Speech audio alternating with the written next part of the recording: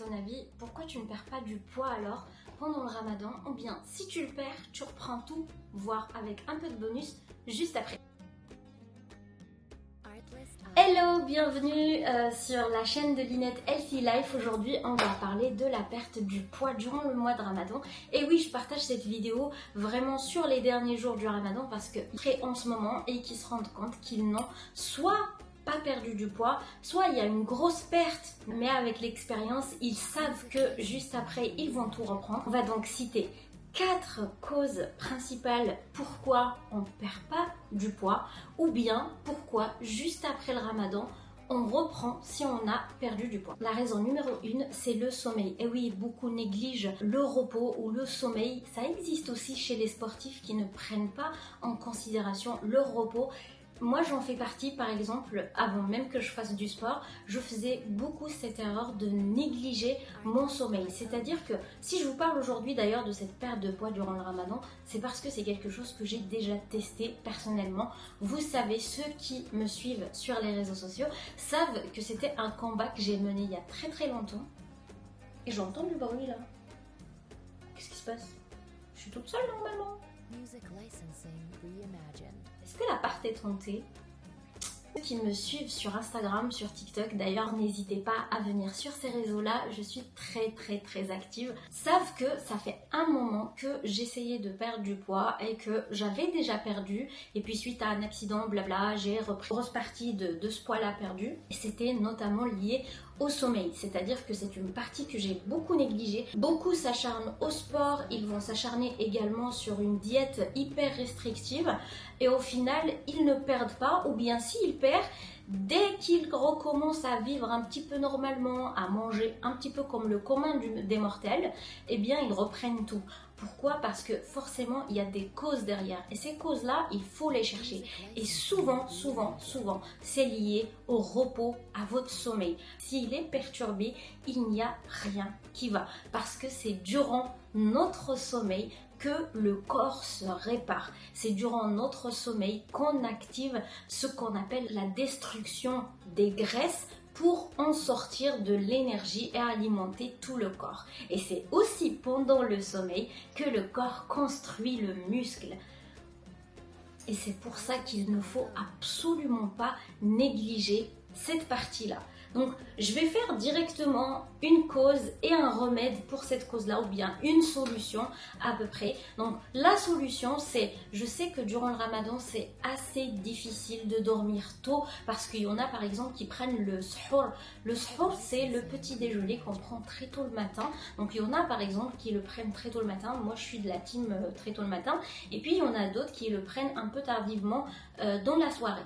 J'avoue que je faisais ça avant. Mais avec le temps, j'ai remarqué que j'ai chamboulé mon sommeil et que j'étais très fatiguée durant la journée, surtout avec le travail. Donc ce que j'ai fait, c'est que j'essaye de dormir un petit peu tôt. Je sais qu'avec le adhan c'est l'appel à la prière ou bien la rupture du jeûne au coucher du soleil. Durant l'été, le coucher du soleil, il est quand même assez tard, mais cette année, on a l'avantage quand même de rompre le jeûne un petit peu tôt, vers à peu près 19h. Donc 19h, c'est encore un peu tôt, donc on peut quand même avoir son dîner et essayer de se coucher avant 23h et d'avoir un minimum de sommeil réparateur. Plusieurs études ont identifié que le sommeil réparateur, c'est-à-dire que la phase où votre corps vraiment se répare, c'est le sommeil entre 22h et à peu près minuit, 1h du matin. Donc c'est ce sommeil-là qu'il faut avoir. Et je fais partie de cette team depuis longtemps et c'est vraiment la phase qu'on rate tous. La deuxième raison qui est assez problématique pour votre perte de poids ou bien pour laquelle vous récupérez tout juste après le ramadan, c'est la qualité de votre alimentation. Et oui, durant le ramadan, nous favorisons beaucoup les repas riches en féculents. Alors que oui, on a besoin de ces féculents parce que rester toute la journée sans rien avaler, ça engendre un manque énorme d'énergie. C'est normal, toute la journée on a puisé dans nos réserves glycogéniques. Et non, on ne puise pas forcément du gras, on puise dans nos réserves glycogéniques. C'est quoi le glycogène, tu vas me dire? C'est tout simplement l'énergie, les encas du corps, il les stocke dans le foie et dans les muscles, et ce sucre-là, on en a besoin pour notre survie. C'est-à-dire que pour fonctionner normalement, il nous faut ce sucre-là. Et donc, durant la journée, quand on ne mange pas, on puise forcément dans ce sucre-là et non pas des graisses, parce que avoir le sucre des graisses, c'est une réaction assez compliquée pour le corps. Je vous expliquerai ça juste après. Beaucoup favorisent énormément de féculents ou pire des repas sucrés. Ça existe aussi, oui. Les tagines, l'hamlahlo par exemple, où on met des amandes, des pruneaux, des fruits secs. Et ces fruits secs là sont vraiment des bombes à sucre. Donc normalement à la rupture du jeûne, on va favoriser bien sûr rompre le jeûne avec des dattes, un petit peu de sucre, remonter un petit peu cette courbe glycémique qui se casse un peu la gueule. Mais durant notre repas, on est normalement censé favoriser les protéines, beaucoup de protéines d'ailleurs, des légumes pour apporter tous les minéraux qu'on perd dans la journée et les vitamines qu'on perd également dans la journée, et bien sûr une portion de féculents.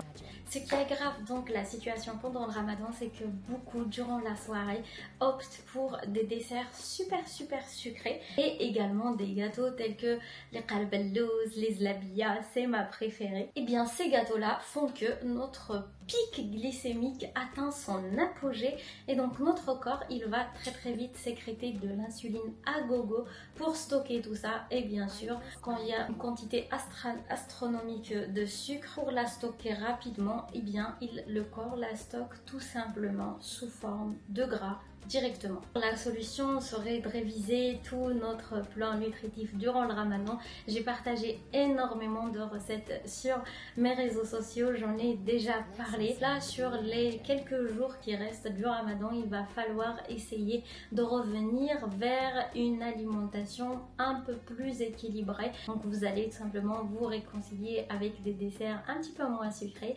Bien sûr, vous pouvez vous autoriser des petits gâteaux de temps à autre, qui va dire non à une petite part de qalbellouz. Par contre, petite question, arrivée à ce stade de la vidéo, dites-moi si vous avez déjà réussi à manger la moitié d'une part de qalbellouz, parce que moi je suis incapable. C'est clairement impossible de me dire il faut se raisonner et manger juste le quart de la part. C'est vraiment, ça relève de la science-fiction. Voilà, c'est dit, c'est fait. Le troisième obstacle pour votre perte de poids pendant le ramadan et voir la récupération de ce poids juste après, c'est bien sûr l'hydratation. Le fait de ne pas boire de l'eau toute la journée fait qu'on est vraiment déshydraté le soir. Et bien en soirée, qu'est-ce qu'on fait généralement? Et bien votre organisme va vous donner tout simplement envie de prendre une boisson fraîche, peut-être sucrée, parce que l'organisme a à la fois faim, est à la fois en manque de sucre et d'hydratation. Donc vous n'allez pas résister à côté de cette bouteille de Schweppes agrumes, voire cette Hamoud Boualem. Et bien dans ce cas-là, ce qu'il faut faire, absolument surveiller son hydratation, que ce soit d'ailleurs durant le ramadan ou après. Beaucoup de personnes voient leur plan de perte de poids vraiment partir en cacahuète à cause aussi de l'hydratation, parce que vous ne buvez pas assez d'eau et votre corps fait tout simplement de la rétention d'eau. C'est pas forcément des kilos, mais ça pourrait être apparenté à de la rétention d'eau. Bien sûr, quand vous ne buvez pas beaucoup d'eau et que votre eau n'est pas riche en minéraux, votre corps va essayer de retenir un maximum d'eau. Vous allez voir cette sensation de gonflement. Donc la solution n'est pas forcément de se noyer dans un bidon d'eau après la rupture du jeûne, mais de boire en petites gorgées, petit à petit. Et bien sûr aussi après le ramadan, il faut absolument restaurer cette hydratation en continu durant la journée, selon le poids de chacun, parce que oui, c'est au poids de corps, et donc c'est minimum 1,5 litre d'eau, voire 2 minimum. Juste petit rappel que le ramadan, c'est vraiment la pire période pour essayer de perdre du poids. C'est vraiment la période où votre métabolisme est complètement chamboulé, parce que vous allez tout simplement passer de 3 repas, voire 4 repas par jour à un seul repas. Vous n'allez pas vous hydrater en continu durant la journée, donc vous allez surtout vous hydrater le soir. Vous allez manger très tardivement dans la journée, votre sommeil il est complètement chamboulé. C'est pour ça que je dis souvent que vouloir perdre du poids durant le ramadan sous prétexte qu'on ne mange pas durant la journée, alors que parfois il y en a beaucoup parmi nous, moi-même j'ai fait l'erreur d'exploser mon quota calorique, c'est-à-dire que je mange pour l'équivalent de 2 jours juste le soir, mais on a cette petite impression que le fait de ne pas manger la journée, eh bien on va perdre du poids. Parfois ça marche, mais souvent on récupère tout le poids qu'on a perdu juste après. Ce n'est pas du gras, c'est ça le problème, c'est qu'on n'avait pas perdu du gras, on a perdu surtout de l'eau, de la flotte, et on a perdu aussi beaucoup de muscles. Notre corps fait ce qu'on appelle de la fonte musculaire. Le quatrième et dernier point problématique, c'est l'activité physique. L'activité physique, je ne veux pas forcément dire d'aller à la salle et soulever de la fonte. Durant le ramadan, beaucoup d'entre nous baissent drastiquement son activité et c'est normal, c'est biologique. On n'a pas d'énergie, on mange pas, on s'hydrate pas, surtout si on habite dans des régions assez chaudes, donc on ressent très vite la fatigue et ça donne pas forcément envie d'aller faire du sport, d'aller soulever de la fonte à la salle de sport, ça donne même pas envie de sortir de chez soi. Et ça malheureusement, même après le ramadan, cette fatigue continue à se faire sentir. Et on peut y remédier bien sûr, même durant ces quelques jours là de ramadan qui restent, vous pouvez implémenter cette petite habitude qui est vraiment un game changer. C'est vraiment prouvé scientifiquement que c'est la seule activité, bien sûr à allier avec tous les points qu'on a cités précédemment, qui vous permet de déloger le gras de votre corps. Cette activité, tadam, c'est la marche. Vous allez me dire, mais Lina, t'es complètement teubée, comment ça se fait? Donc tu veux dire que la marche est mieux que d'aller courir pour faire du gras? Eh oui, notre organisme n'est pas une machine. Notre cher corps considère qu'une activité trop intense qui demande une consommation d'oxygène en anaérobie, c'est-à-dire qu'il y a des phases d'apnée dans votre activité, comme la course à pied par exemple, eh bien cette activité-là est considérée comme stressante. Et pour cette activité-là, eh bien le corps, il va utiliser que le glycogène, le sucre qu'il va puiser directement dans le sang très facilement.